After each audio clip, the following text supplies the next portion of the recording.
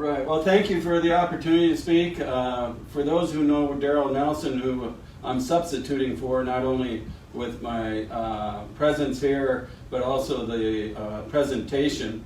I did shave this morning. Daryl has a goatee, and last night I had a beard, and I thought, well, I'll at least look like Daryl this morning. And shaved it, my first goatee ever. So I'm the Historic Preservation Officer for the City of Deadwood. I started in May of 2006, so coming up on almost 15 years in this capacity. Love every minute of my position, and truly love Deadwood. It is my home now, born and raised in Phillips, South Dakota, so not that far east of here. Was in Belfouche for 3 years in the late 80s, early 90s, went to Ohio for 14 years, ran the state Main Street program in Heritage, Ohio, which was a state preservation nonprofit, so I got a lot of experience working in small towns to neighborhoods in Cleveland, Cincinnati, Columbus, Dayton, Akron, Canton, Maine, Toledo, all over the state, all 88 counties. And it was a culture shock moving to Ohio. 14 years there, it was kind of a culture shock coming back, but I've settled back in and love what I do. Rose, I guess, worked with Wayne and asked if I would do a presentation. I have a series of presentations. This one is somewhat modified.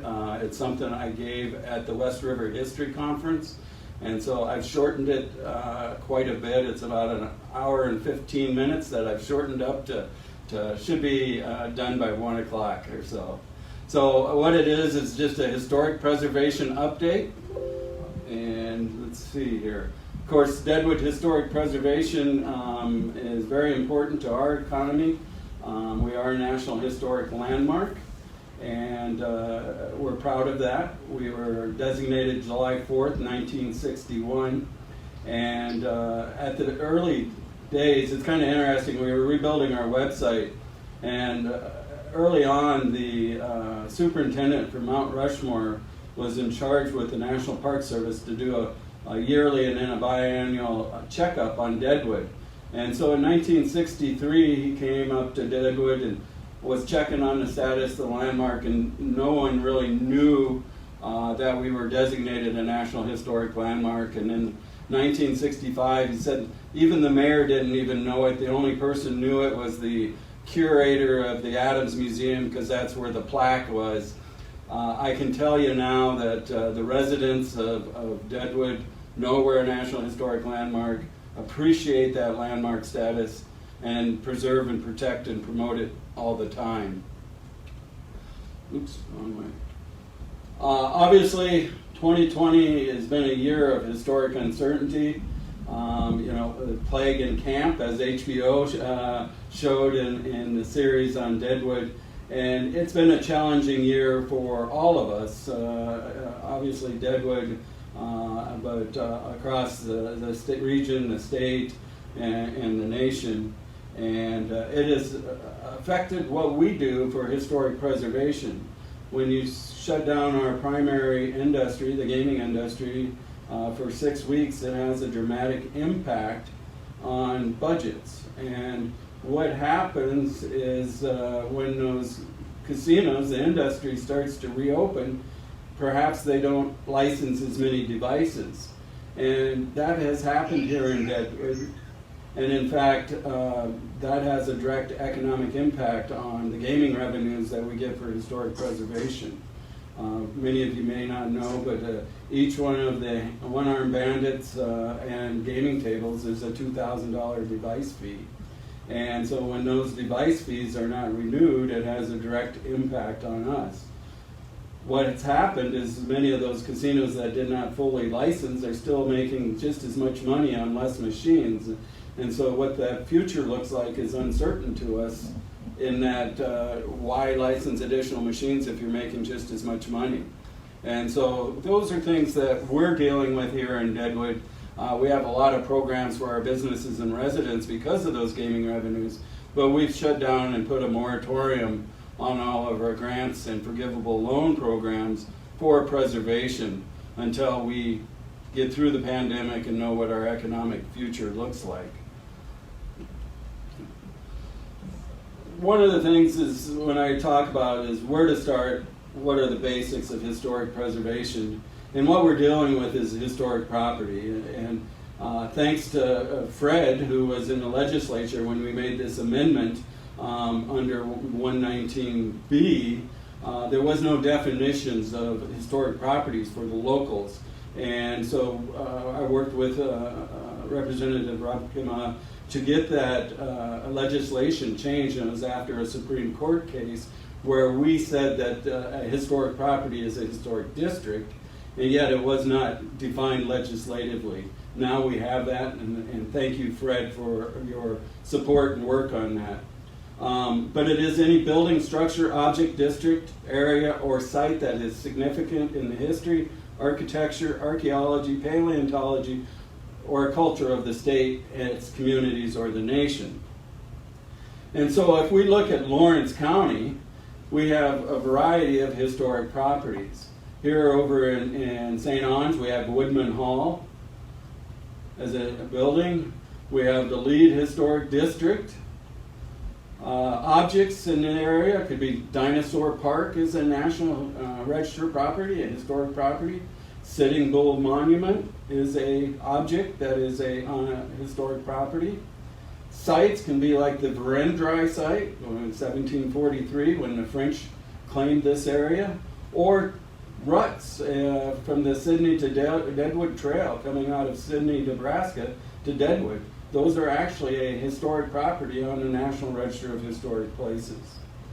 Then we have structures such as the Vale Bridge or the Belfouche Reservoir, Ormond Dam, are listed on the National Register of Historic Properties. So many times we don't think of those historic properties as just a building. They can be a district, a site, an object, a structure. And then there's the levels of designation. Here in Deadwood, we have all four of these. We have a local Register of Historic Places, a state Register of Historic Places, a National Historic Register, and then National Historic Landmarks. And that's kind of the categories. And so I'll give you an example of something that's on the State Register of Historic Places, but not on the National Register of Historic Places, is the Thorn Stone. It is definitely a significant artifact or object that was found outside of Spearfish, but it's not necessarily national. It is on the state level. So that's just an example of a different levels in a community that you can obtain or be designated.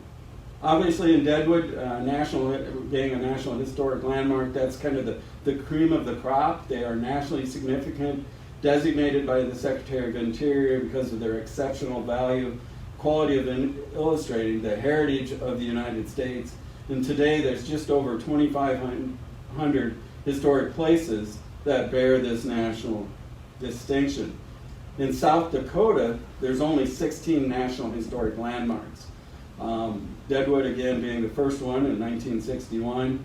There are several archaeological and Native American sites, but only three architectural in the state, and that's the Anderson and Frawley Ranch is on the National Historic Landmark. Battle Mountain Sanitarium, one of our most recent National Historic Landmarks in the state, down in Hot Springs, and then obviously the Historic District of Deadwood. And our National Historic Landmark District was the 1981 city limit. So everything in yellow on this particular map is the National Historic Landmark. It's also a National Register District, the State Register District, and then everything in pink within those districts is our local district, which is our core area of Deadwood. Then within a historic district, you have what's called contributing and non-contributing resources. So many times when we look at what is significant to a community, there's what's called a period of significance. And so with Deadwood, that period of significance is 1876 to 1939. And everything that is brown on this map are contributing structures. They fall within the time period of that period of significance and are therefore considered historic properties. The tan ones are non-contributing. They may have been built in 1985 or 1885 or 1985, but if it was built in 1885, it's lost its historic significance, and so it's been dramatically altered. Other ones are just outside that period or newer. And this is just an example of part of Deadwood. This is the Presidential District, which is the Ingleside mining camp. So what do we do with this information and how do we get there? Many times it's the research of those historic properties to identify whether it's eligible for a National Register or if it is contributing. And so there's a series of tools that we use. We're fortunate that we've done several architectural surveys of Deadwood. Many other communities in the state have done architectural surveys. We have resources such as Sanborn fire insurance maps, historic photographs, newspapers, oral histories, and other resources that we can use to research that property. Again, in Deadwood, we have a pretty significant architectural survey that was done in 1993. We've updated it the original one was done in 1988, and then we updated it in 1993. We have one from 2008, and it's something that we're probably going to do here in the near future. With the 1993 architectural survey, we list when it was built, who the original owners were, if we could identify that, who lived in those houses over time, why is it significant, what is the materials associated that makes it historically significant, what exterior details. Retaining walls is a huge thing in Deadwood, being built in a gulch. It's a very large budgetary item for me because those walls that are 100 to 140 years old tend to collapse or deteriorate over time, and they threaten our historic resources. So those are all part of the architectural survey. The Sanborn fire insurance maps are a snapshot in history, and they're fascinating. Spearfish has several of them as well, and they can be found on the Library of Congress under their collections and Sanborn maps. There's a link there. There's actually 66 locations in South Dakota that feature over 425 maps. In Deadwood, we have a series 1885, 1891, 97, 1903, 1909, 1915, 1923, 1948, and about 10 years ago we found the 1930 Sanborn fire insurance maps that we didn't know existed, and they were in the estate of A. Coburn. And when we worked with the family, they donated it to us. And we have all those digitized into our GIS, or our Geographic Information System.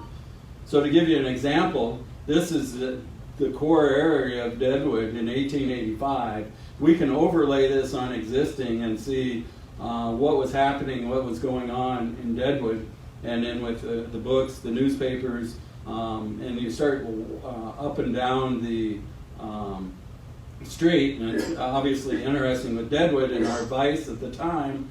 You know, we have lots of saloons, we have some dance halls, liveries, gun stores, the like. One of the things, and I'll show you a picture of this, but this is, it says photograph, if you can see my area. This is actually the studio of Grabel. And Grabel took a lot of photos of here, and it actually shows a skylight on the side. One of my next images is there's the building right there with the Grabel photographer. You'll see this later on. We did a facade program with this particular building using not only the Sanborn maps but historic photographs to recreate what that building was originally. And then just overall, when you're looking for historic photographs, not very often do you find an individual picture of the building. Many times those details are in natural disasters such as floods, many times carnivals or parades or something like that will provide you those details when you start to do preservation. Here's a picture from Grabel of the presidential district. One of the things we were just looking at the other day, based on the Sanborn fire insurance maps, this building right here, where my arrow is, was the original jail. And we really don't have any photographs that we know of of the original jail that's set in Ingleside Cemetery. And there was actually a hanging in that courtyard. But based on the Sanborn fire insurance maps and this photograph, we were able to identify the exact location of where that jail sits. Newspapers are another very useful tool. I just bought an investment property up in Lead. I haven't closed on it, but it had a mother-in-law suite in the back, and I started looking in the newspapers. And in 1939, there was a building permit issued for $2,000 for a Finnish sauna or a bathhouse. And so now I know more history on the property that I just bought. And when you're in there, you can actually see some of the details of that sauna from 1939. So now you have the history of the building, you got, is it designated, but you can be on the National Register and tear it down tomorrow if you want. You'd have to go through some state reviews, but unless you have local adopted authority, you really don't have any control over it. So the regulatory standards are there's, if you're using grant funds through the National Historic Preservation Fund, you have to follow the Secretary of Interior standards. If you're taking tax benefits, you have to do that. But it's not until you adopt a local authority, a local preservation district, that you have teeth into that historic preservation. Oh, I think so. Where do I go already? In Deadwood, obviously I mentioned the historic preservation ethic is strong. And why do we do that? It's because it helps with our economic success and quality of life of Deadwood. It is an economic engine. And many people, and many of you, like to visit historic resources. Heritage tourism is very strong across the country. And with Deadwood, we get about 2 million visitors a year coming to see historic Deadwood.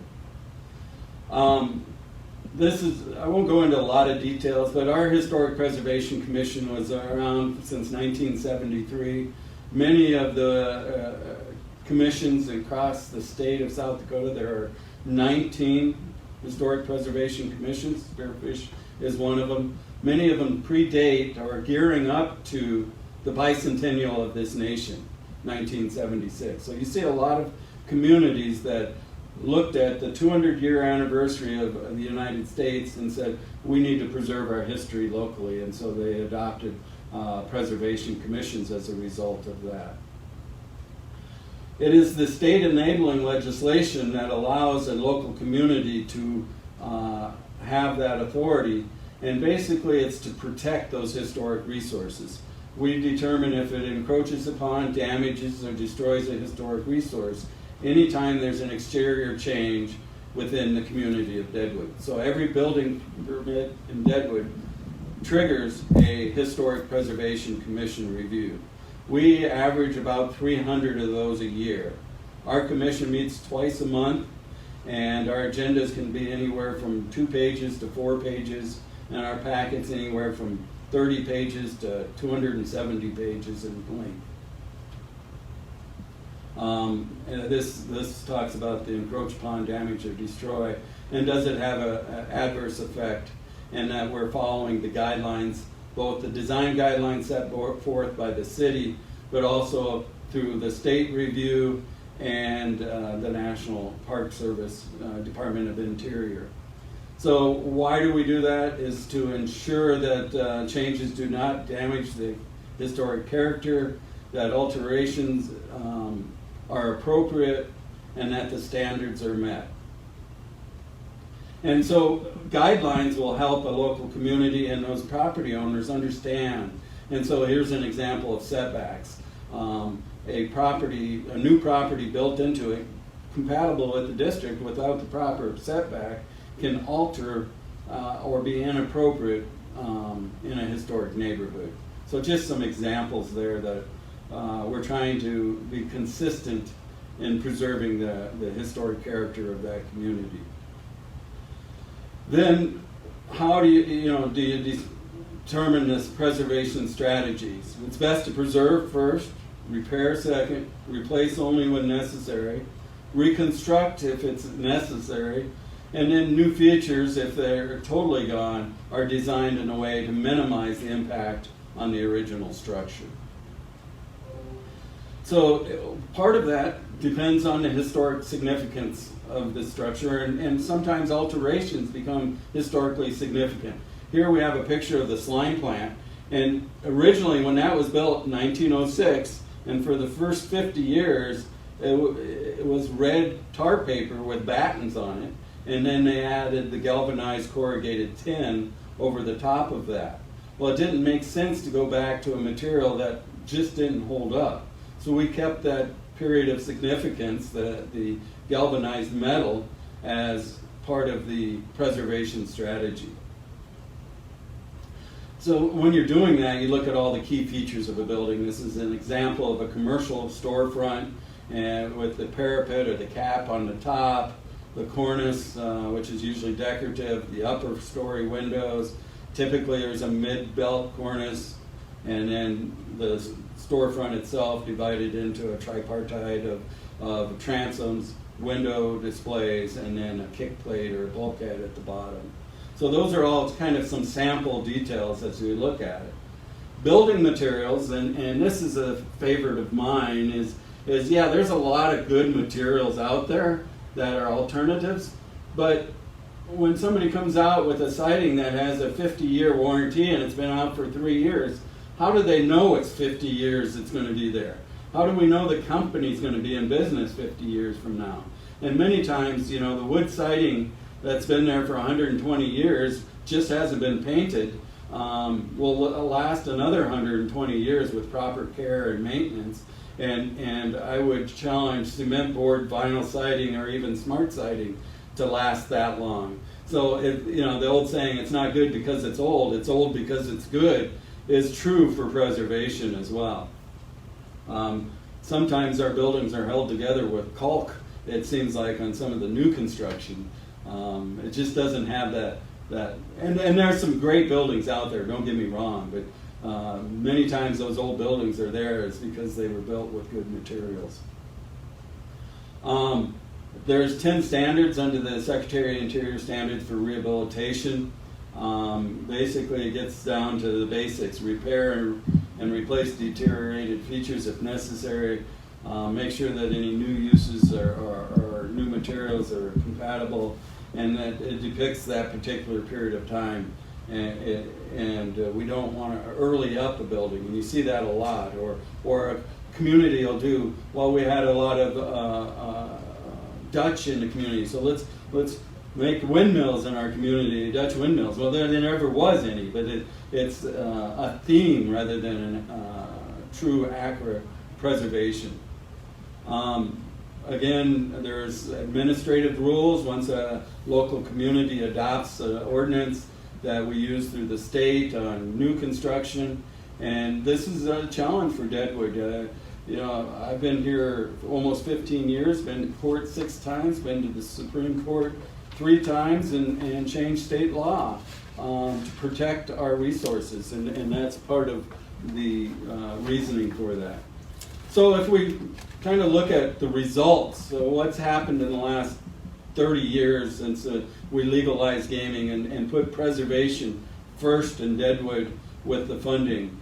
I'm just going to go through a series of slides. I'll talk a little bit about each of them. This is one of the first siding projects. Many communities had a good aluminum salesperson come through and say, well, we'll cover up that old siding with aluminum. Well, it chalks, it dents, and we were able to remove that siding, and the original siding just needed primed and painted on both of these resources.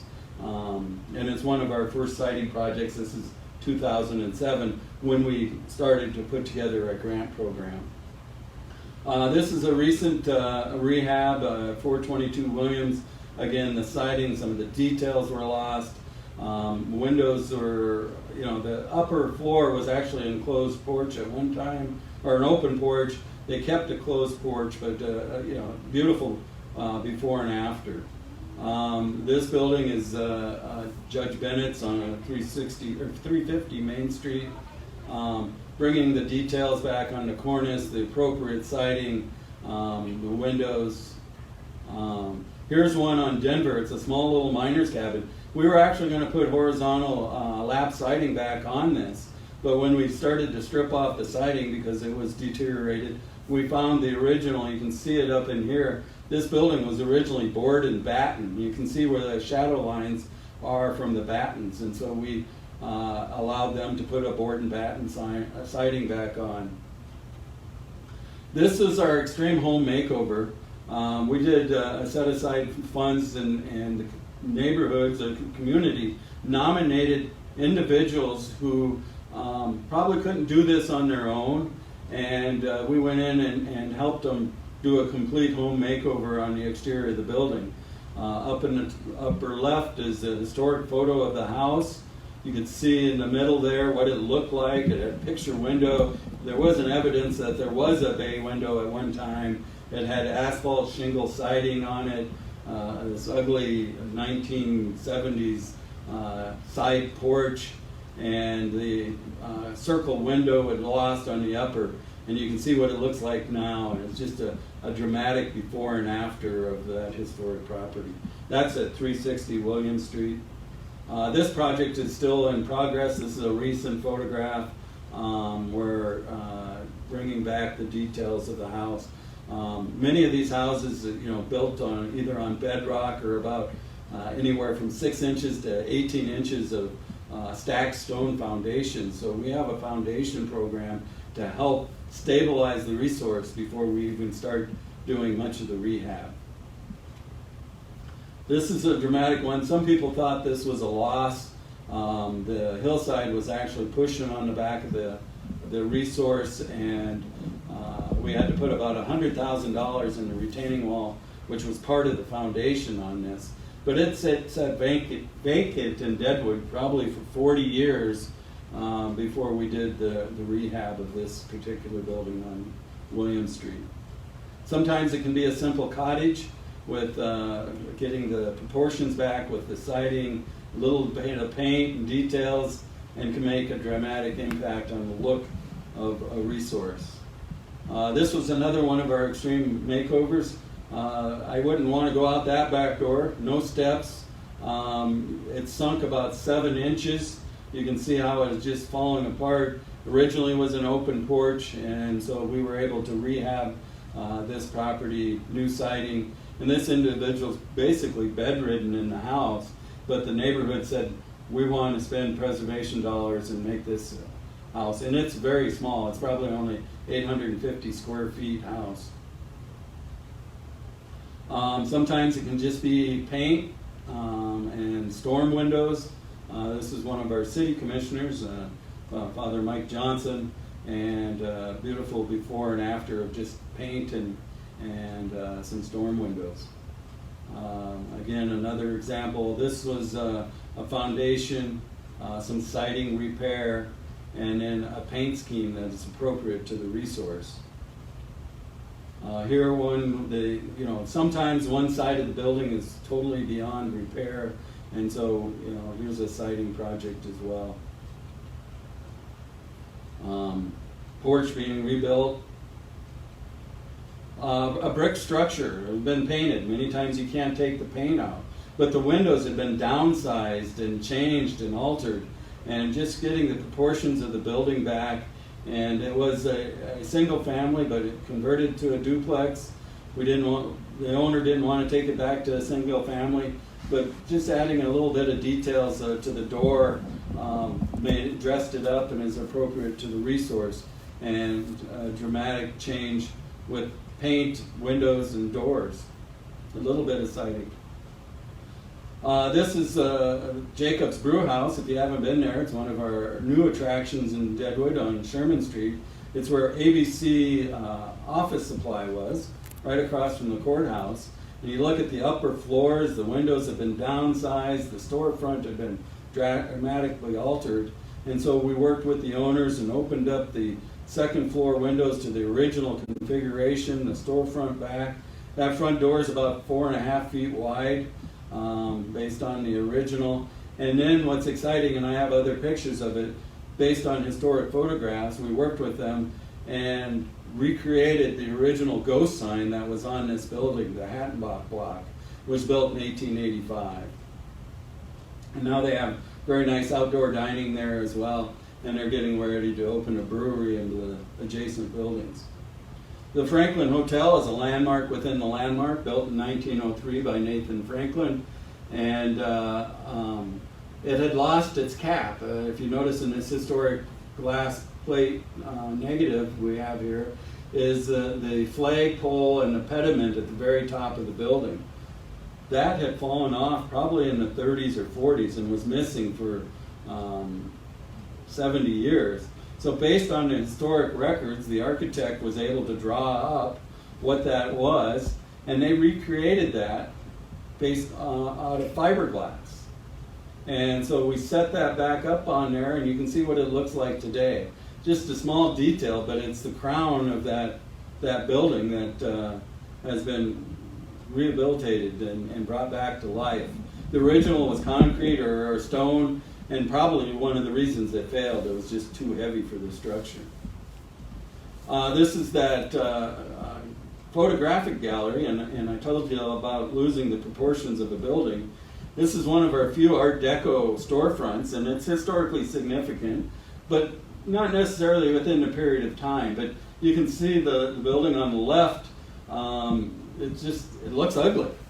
And what it looks now on the right, based on historic photographs, that's a fiberglass cornice at the very top.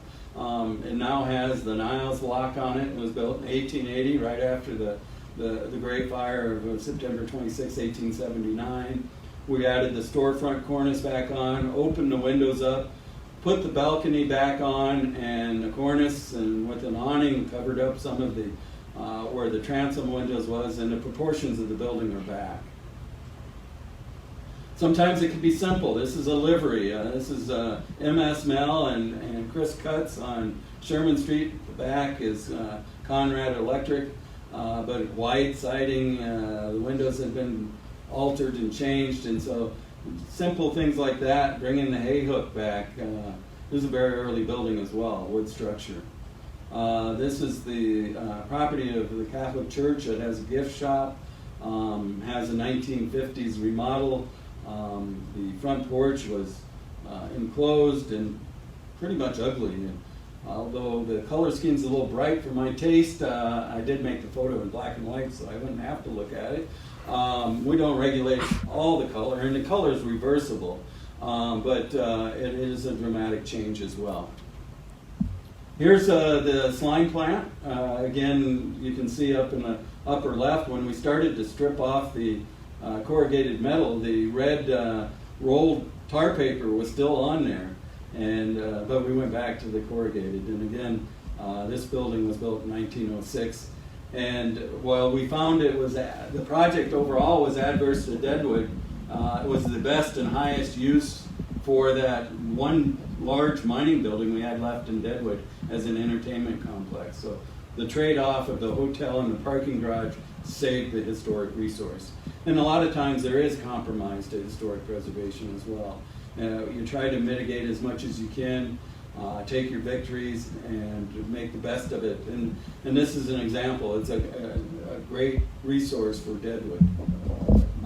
This is the High Key, one of the few Chinese buildings we have. It's the High Key block, and it had stucco and lost its historical character. This portion of it, here it is in the historic photograph and what it looks like today. Many of you may remember on Lee Street, Lee Street.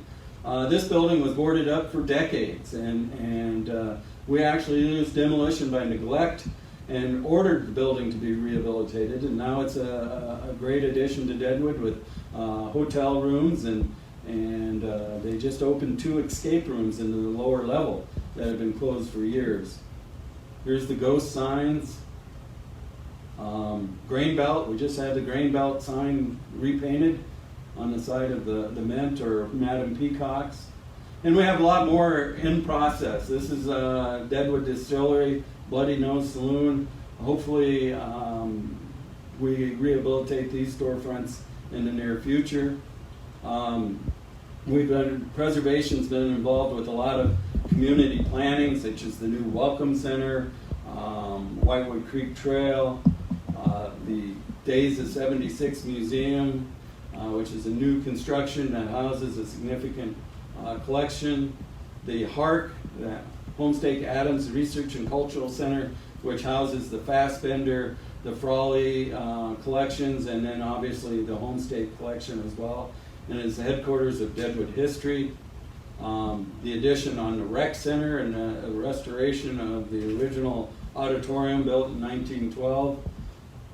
Our historic cemeteries, this is the Catholic Cemetery, which we did a multiple phase restoration of. Outlaw Square, as you look at Outlaw Square, we looked at the City Hall was built in 1889, lost in the fire of 1952. We took some of the architectural elements from that in the design of Outlaw Square, which is a great gathering space. Glice is up, and I think the skating begins this weekend if you want to come up and skate. Obviously, we have lots of preservation partners like the Black Hills National Forest, and we did the dedication of 100th anniversary of Mount Roosevelt last summer, 2 summers ago. And then most recently is our Brothel Museum. Opened August 1st and is doing great. It's the location of the Shasta rooms. And while human trafficking and prostitution is done in Deadwood, it is part of our history, and we need to tell that. And it's not glamorizing, it's just what was happening. And quite frankly, it was an economic engine for Deadwood. And hunting season, I guess, hasn't been the same since the closing. Again, I started the presentation with our uncertainty. We have lots of programs for Deadwood residents and businesses, but all those are on a lockdown until in April. We closed the programs. We're trying to get the ones that we have completed by the end of the year. There'll be some exceptions because of materials or, quite frankly, contractors that have come down with COVID and a variety of other things. But we're hoping that we can recover from the pandemic economically and continue to focus our efforts on historic preservation. So, we're constantly planning for the future. We just updated a comprehensive plan. We have a branding development and marketing plan that we follow, and we're putting together a Main Street master plan. It's been 30 years since we've redone Main Street. We have infrastructure that is needing constant care, and our visitation continues, so we need to be user-friendly, and so a lot of community involvement in historic preservation. Thank you, and I'd be happy to answer any questions.